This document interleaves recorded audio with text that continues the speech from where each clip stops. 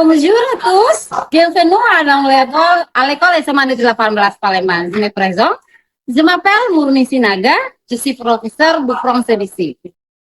Nah, Bapak Ibu, pada praktek baik yang akan saya bagikan pada GTK Inovasi tahun 2024 tahun ini adalah mengenai pembelajaran proses berdiferensiasi di dalam kelas bahasa Prancis.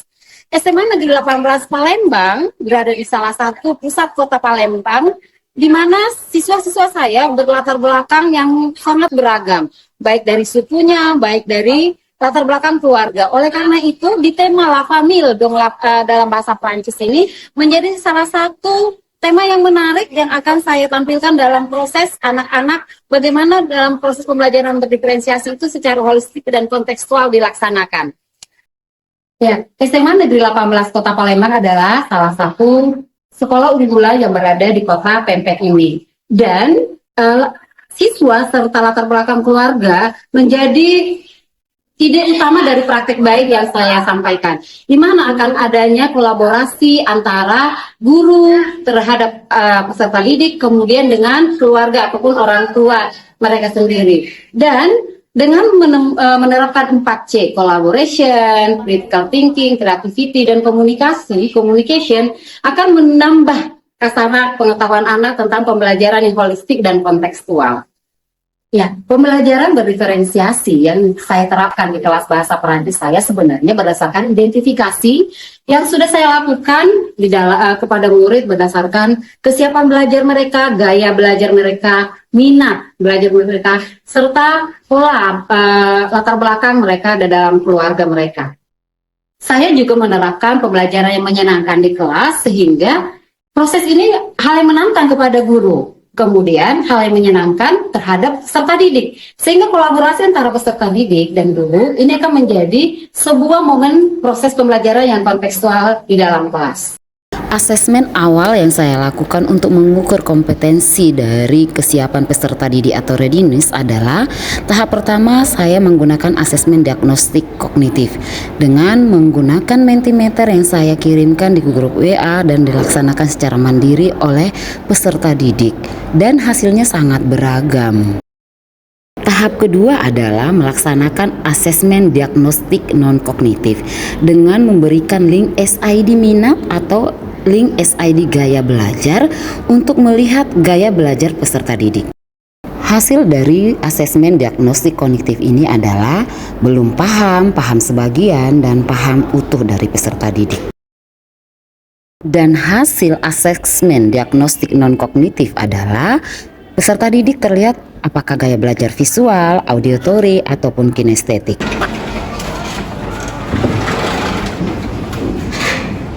Bonjour à tous. Bonjour, Boleh siapkan. Attention. Allez dire bonjour à madame. Bonjour, madame.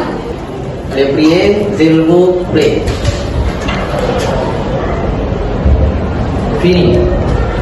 Oke, memang madam akan mengabsensi kelas kita mulai dari Alin, Jasmila, madam. Oke, sebelum kita melanjutkan pembelajaran kita, madam coba masih ada siapa yang bersilakan? Boleh dicek laci-laci mejanya.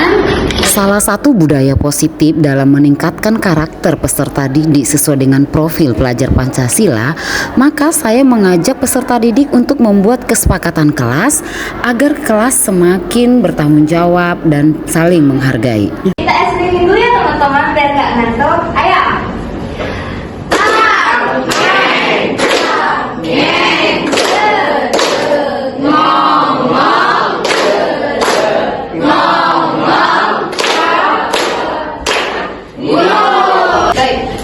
Tema kita kembali mengingatkan adalah mengenai rencontre la famille. Ada yang paham apa itu rencontre la famille? Apa tema kita hari ini?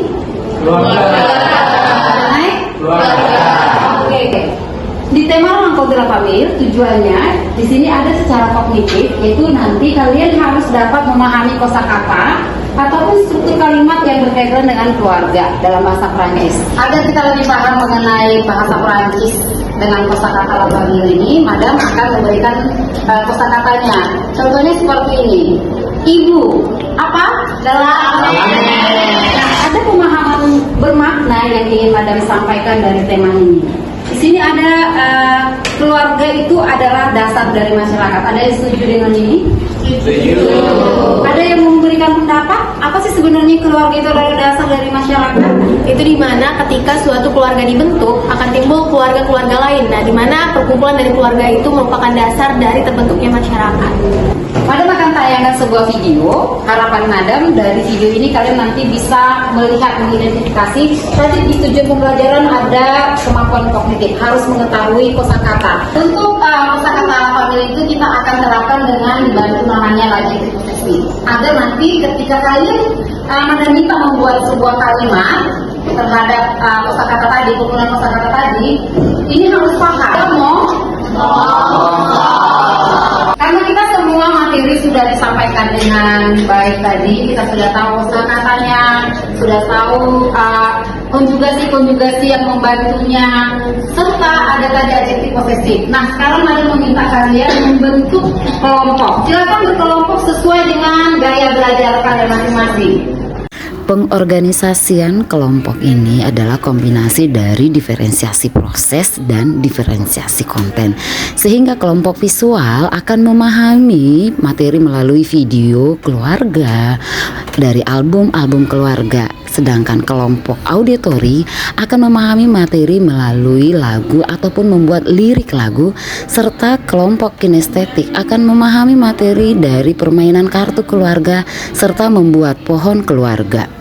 Untuk mempresentasikan hasil produk diskusi mereka, saya memanfaatkan aplikasi Spin agar kelas merasa adil ketika ingin maju tampil di depan kelas. Oke, kita akan beri kesempatan kepada kelompok Larde Famil untuk menjelaskan hasil dari kerja kelompok mereka.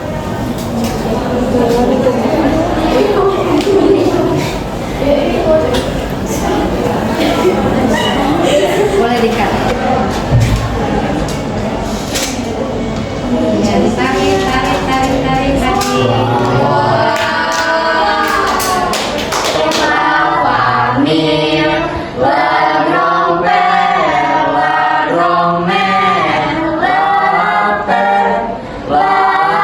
Verstappen, Edison, il a 59 il est conseiller fiscal. Bonjour, je m'appelle Edison. Halo, saya dari Putri Syahdan Hifa akan memberikan referensi saya mengenai proses pembelajaran bahasa Prancis pada hari ini. Nah, dari pembelajaran hari ini yang saya dapatkan adalah sangat merasa seru karena pembelajaran dilaksanakan dengan kolaboratif dan aktif dengan pembentukan kelompok sesuai dengan bakat dan minat siswa masing-masing. Saya Lydia Anggriani, guru sejarah di SMA Negeri 18 Palembang. Setelah saya melihat proses pembelajaran berdiferensiasi Madam Murni, saya mengerti bahwa pembelajaran berdiferensiasi itu ada 3, yaitu konten, proses, dan produk. Assalamualaikum warahmatullahi wabarakatuh. Halo semuanya, saya sebagai kakak Tertia. Saya merasa senang dan bangga bahwa di SMA Negeri 18 Palembang mengajarkan bahasa Perancis, sehingga Tertia dapat mengerti dan memahami bahasa Perancis hingga dia mampu memperkenalkan saya dalam bahasa Perancis. Pembelajaran berdiferensiasi adalah investasi jangka panjang. Dengan memberikan pengalaman belajar yang sesuai dengan minat peserta didik, kita membantu peserta didik untuk membangun fondasi masa depan mereka. Pembelajaran bahasa Perancis di kelas saya usahakan menyenangkan. Dengan pendekatan pembelajaran berdiferensiasi yang kontekstual dan holistik, di mana peserta didik belajar dari pengalaman pribadi mereka dan dari kehidupan sehari-hari mereka di lingkungan sekolah dan di lingkungan sekitar. Nah, setiap pertemuan dalam kelas saya itu menjadi petualangan baru yang memberikan motivasi kepada saya sebagai guru dan kepada peserta didik untuk terus belajar dan terus berkembang. Belajar di dalam dengan gembira. Cakep! Diskusi kelompok tukar pikiran. Cakep! Guru menerapkan pelajaran berdiferensiasi. Cakep!